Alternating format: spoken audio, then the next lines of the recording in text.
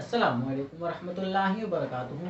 उम्मीद करता हूँ आप सब खैरियत से होंगे। Welcome to HS home tutor. तो आज की इस वीडियो में हम स्टार्ट करने जा रहे हैं mathematical method by SM Yusuf, जिसका चैप्टर नंबर 1 है हमारे पास कॉम्प्लेक्स नंबर्स।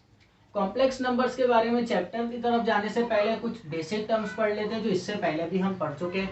कॉम्प्लेक्स नंबर क्या होता है? एक ऐसा number A plus iota B, एक ऐसा नंबर होता है जो कि ए प्लस आयोटा बी की फॉर्म में हो, जबकि ए और बी ये जो दोनों कांस्टेंट है ये कौन से हों? रियल नंबर से बिलोंग कर रहे हों।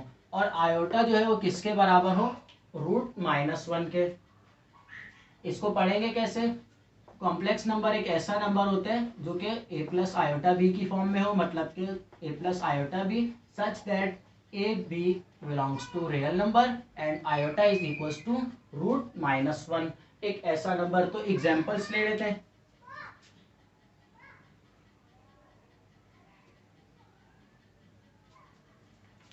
एग्जाम्पल ले लेते हैं। फर्स्ट एग्जाम्पल हमारे पास जैसे कि कोई भी नंबर जिसमें ए और बी दोनों रियल नंबर हों, तो 2+3 और साथ बी के साथ आयोटा आ जाएगा।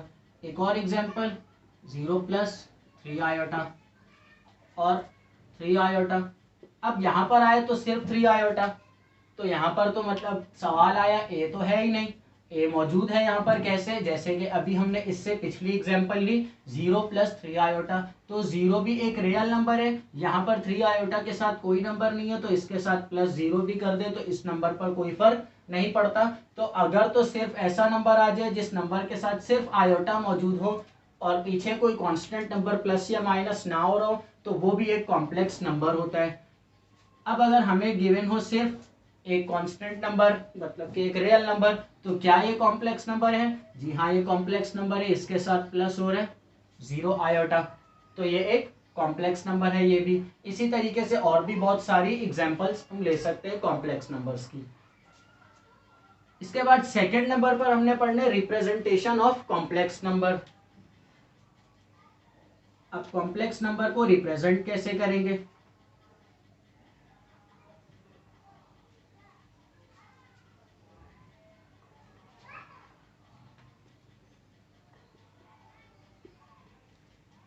कॉम्प्लेक्स नंबर्स को भी रिप्रेजेंट किया जाता है दो तरीकों से। सबसे पहले को बोला जाता है कार्टेशियन फॉर्म, और सेकंड हमारे पास होती है ऑर्डर पेयर फॉर्म।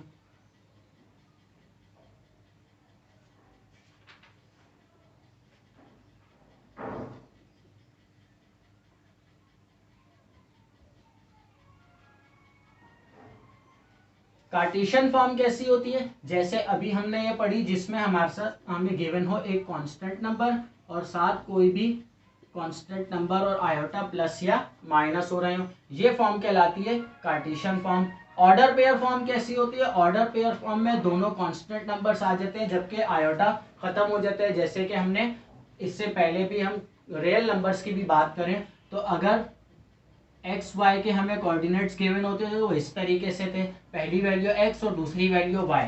अब यहाँ पर भी यही है। पहली वैल्यू क्या है? एक कांस्टेंट नंबर है और दूसरी वैल्यू जो है वो एक आयोटा वाली वैल्यू है।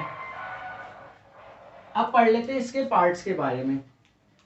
कॉम्प्लेक्स नंबर्स के कितने पार्ट्स होते हैं? तो कॉम्प्लेक्स नंबर के दो पार्ट होते हैं। एक को बोला जाता है रियल पार्ट, सबसे पहला रियल पार्ट, और दूसरे नंबर पे होता है इमेजिनरी पार्ट।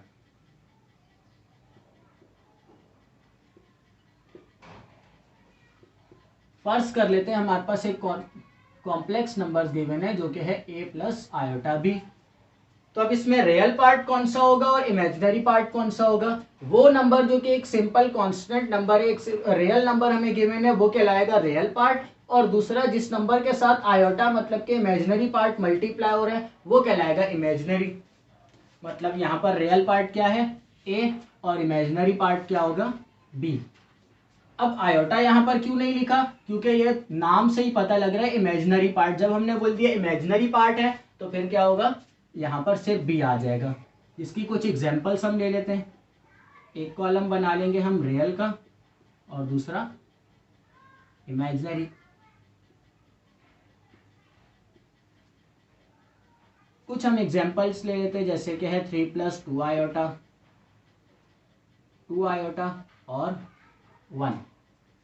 अब यहाँ पर सबसे पहला नंबर जो है 3 + 2 आयोटा, इसमें रियल पार्ट कौन सा है? इसमें रियल पार्ट जो एक नंबर हमें गिवन है वो है 3, और इमेजिनरी पार्ट कौन सा है? 2। आयोटा इसलिए नहीं लगाया क्योंकि हमने बता दिया ये इमेजिनरी पार्ट है, ऊपर नाम से ही पता लग रहा है।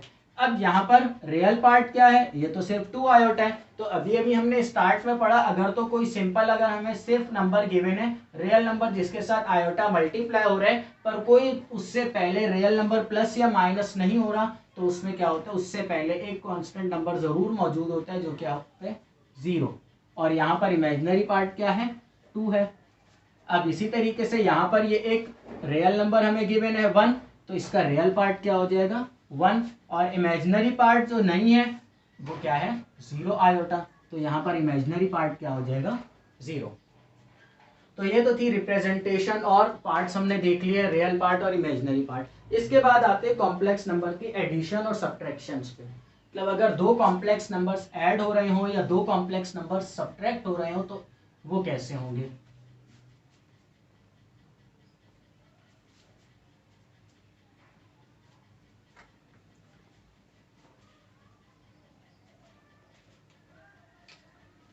सबसे पहले हम देख लेते हैं एडिशन को।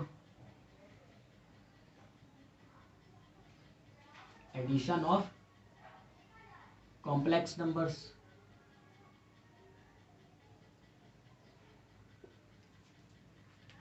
अब लेट कर लेते हैं, हम फर्स्ट कर लेते हैं, हमारे पास दो कॉम्प्लेक्स नंबर्स हैं। एक को हम नाम दे देंगे Z1 का, जो कि है a प्लस आयोटा बी, और दूसरे को हम नाम दे देंगे Z2 का, जो कि है C प्लस आयोटा डी।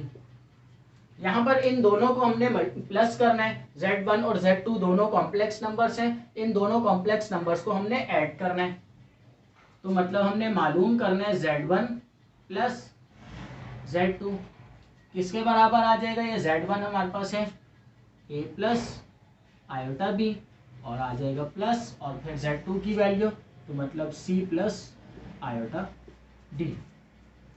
अब बेसिक कॉन्सेप्ट जो हम 9 मैट्रिक्स से करते हुए आ रहे हैं, वेरिएबल वाले नंबर जो है सिंपल कांस्टेंट नंबर में प्लस नहीं हो सकते। अगर वेरिएबल की पावर स्क्वायर है तो वो सिंपल वेरिएबल, मतलब कि जिस वेरिएबल की पावर 1 है उससे प्लस या माइनस नहीं हो सकते। इसी तरीके से अगर एक कांस्टेंट नंबर है और एक आयोटा वाला नंबर है, मतलब एक रियल पार्ट है और एक इमेजिनरी पार्ट है, तो ये दोनों आपस में प्लस नहीं हो सकते। रियल पार्ट से प्लस हो सकता है, और इमेजिनरी पार्ट से ही प्लस हो सकता है। मतलब कि ए जो है वो प्लस होगा किससे? सी से, और बी जो है वो प्लस होगा डी से। तो मतलब ए प्लस सी प्लस आयोटा और बी प्लस डी। यहाँ पर हमारे पास एक जनरल फार्मूला बन गया। अगर दो कॉम्प्लेक्स नंबर्स हमें गिवन हो, जिसमें फर्स्ट हमारे पास ए आयोटा बी हो और दूसरा सी प्लस आयोटा डी हो, कोई भी कांस्टेंट नंबर्स हो सकते हैं, तो हमारे पास उसके लिए एक जनरल फार्मूला बन गया ये Z1 और Z2 को प्लस करने के लिए। इसकी एक एग्जांपल ले लेते हैं।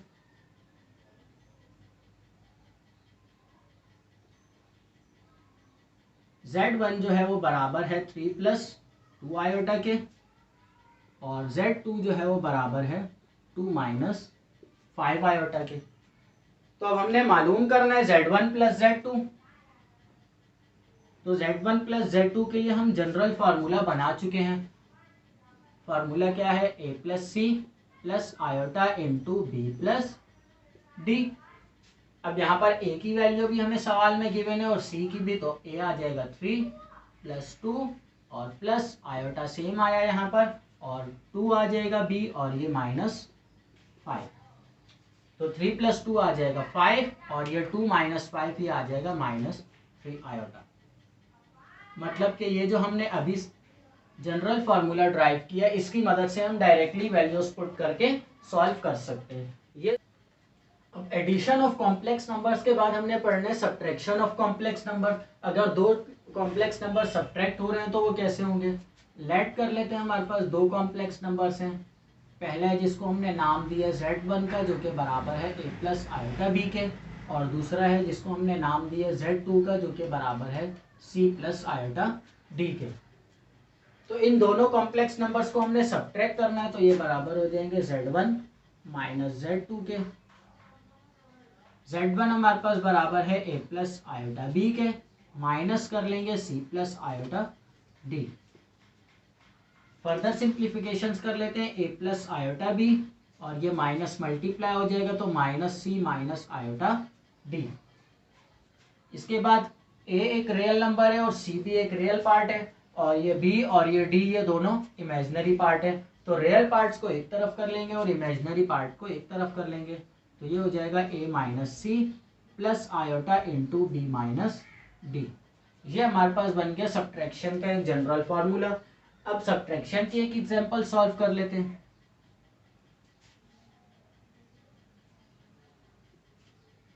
जिसमें Z1 की वैल्यू हमें गिवन है 1 प्लस 2 आयोटा और Z2 की वैल्यू हमें गिवन है 3 प्लस 4 आयोटा। तो इन दोनों कॉम्प्लेक्स नंबर्स को हमने माइनस करना है, तो Z1 minus Z2 is equals to 1 plus 2 iota minus 3 plus 4 iota. इन दोनों कॉम्प्लेक्स नंबर्स को माइनस करना है, तो माइनस कर लेंगे। यहाँ पर पहले उससे मल्टीप्लाई हो जाएगा माइनस, तो 1 plus 2 iota minus 3 minus 4 iota. अब रियल पार्ट जो है वो एक साथ प्लस माइनस हो जाएंगे और इमेजिनरी पार्ट एक तरफ कर देंगे, तो यहाँ पर आ जाएगा 1 माइनस 3 और फिर प्लस आयोटा इंटू 2 माइनस 4, और ये 1 माइनस 3 माइनस 2 और फिर प्लस यहाँ पर 2 माइनस 4 माइनस 2 और ये आयोटा। जनरल इस फार्मूले में भी अगर डायरेक्ट वैल्यूज पुट करते a की वैल्यू 1 और c की वैल्यू 3 और यहाँ पर b की वैल्यू 2 और d की वैल्यू 4, तो डायरेक्ट वैल्यूज भी पुट करके सॉल्व किया जा सकता है। अब सब्ट्रैक्शन ऑफ कॉम्प्लेक्स नंबर्स के बाद है हमारे पास मल्टीप्लिकेशन ऑफ कॉम्प्लेक्स नंबर। अगर दो कॉम्प्लेक्स नंबर्स हमारे पास मल्टीप्लाई हो रहे हो तो वो किस तरीके से सॉल्व होंगे, तो जनरल फॉर्मूला उनके लिए भी ड्राइव कर लेते हैं।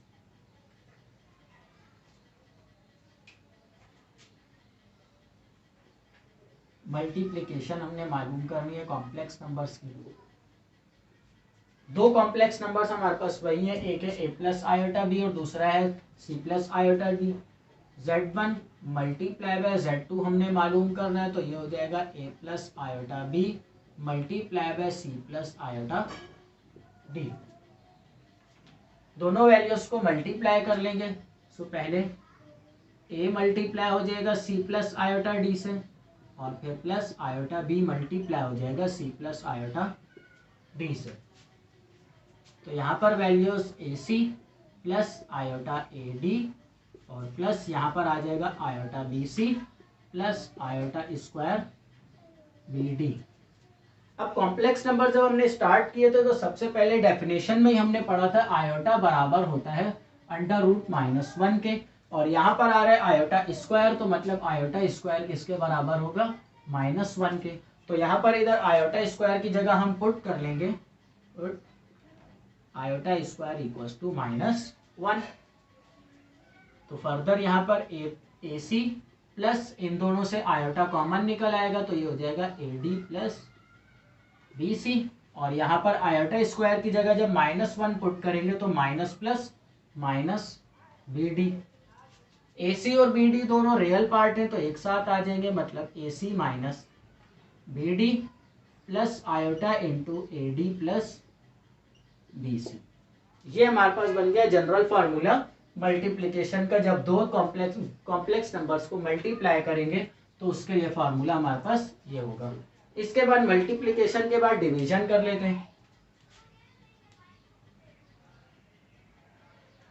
दो कॉम्प्लेक्स नंबर्स को हमने डिवाइड करना है। पहला complex number a plus iota B और दूसरा है c प्लस आयोटा डी। तो Z1 डिवाइडेड बाय हमने Z2 मालूम करना है, तो ये वैल्यू आ जाएगी a plus iota B divided by c plus iota D. अब यहाँ पर दोनों कॉम्प्लेक्स नंबर्स जो हैं ये डिवाइड हो रहे हैं, तो इधर यहाँ पर हम कॉन्जुगेट ले लेंगे इनको फर्दर सिंप्लीफाई करने के लिए। सो यहाँ पर आ जाएगा a plus iota B divided by c plus iota D multiply by c minus iota D divided by c minus iota D. अब दोनों फ्रैक्शन नंबर्स हैं, मल्टीप्लाई हो रहे हैं, तो न्यूमरेटर से मल्टीप्लाई हो जाएगा और डिनोमिनेटर से मल्टीप्लाई हो जाएगा। इसी तरीके से यहाँ पर भी c plus iota D multiply by c minus iota D. अब ऊपर न्यूमरेटर मल्टीप्लाई हो रहा है तो a multiply by c minus iota D और फिर plus iota b multiply by c minus iota D, और डिवाइड में हमारे पास यहाँ पर a प्लस बी और a माइनस बी का फार्मूला लग जाएगा, मतलब a square minus B square, तो c का स्क्वायर माइनस आयोटा डी का होल स्क्वायर आ जाएगा। फर्दर सिंप्लीफाई कर लेते हैं, यहाँ पर a मल्टीप्लाई हो जाएगा c से, तो ac minus iota A D, और यहाँ पर आ जाएगा plus iota B C minus iota square B D divided by C square minus iota square और फिर डी स्क्वायर। नेक्स्ट स्टेप में हम क्या करेंगे, यहाँ पर रियल पार्ट और इमेजिनरी पार्ट को अलग अलग कर लेंगे। मालूम कर रहे हैं हम z1 डिवाइडेड बाय z2, जिसमें ऊपर हमारे पास न्यूमरेटर है ac माइनस इधर से कॉमन निकल आएगा आयोटा, तो प्लस आयोटा हमने कॉमन निकाल लिया, ad के साथ साइन है माइनस का, तो माइनस ad प्लस bc, और लास्ट में आयोटा स्क्वायर की जगह हम इधर भी पुट कर लेंगे -1, तो माइनस और माइनस ये हो जाएगा प्लस, और आ जाएगा bd डिवाइडेड बाय, यहाँ पर भी आयोटा स्क्वायर की जगह हम -1 पुट करेंगे तो माइनस माइनस प्लस हो जाएगा, तो c square plus D square आ जाएगा। ऊपर रियल पार्ट्स को एक तरफ कर लेते हैं, तो यहाँ पर आ जाएगा a plus A C plus B D plus iota into B C minus A D. क्या किया हमने, यहाँ पर माइनस वाले नंबर को बाद में लेगा और पॉजिटिव नंबर को पहले ले आए, और डिवाइड में हमारे पास आ जाएगा सी स्क्वायर प्लस डी स्क्वायर। अब हमें पता है कॉम्प्लेक्स नंबर किस फॉर्म में होता है, a number is in form of a plus iota b where a b is real number and iota equals to root -1। तो यहाँ पर a जो होता है वो रियल पार्ट होता है और b जो होता है वो इमेजिनरी पार्ट, तो इसको यहाँ पर अलग अलग कर लेंगे, इमेजिनरी पार्ट को रियल पार्ट को। So A C plus B D divided by C square plus D square plus iota into B C minus A D divided by C square plus D square. Real part और imaginary part को हमने अलग अलग कर लिया। ये हमारे पास आ गया डिवीजन ऑफ कॉम्प्लेक्स नंबर्स का जनरल फॉर्मूला। तो उम्मीद करता हूँ आज जो समझाया वो समझ आ गया होगा। अल्लाह हाफिज।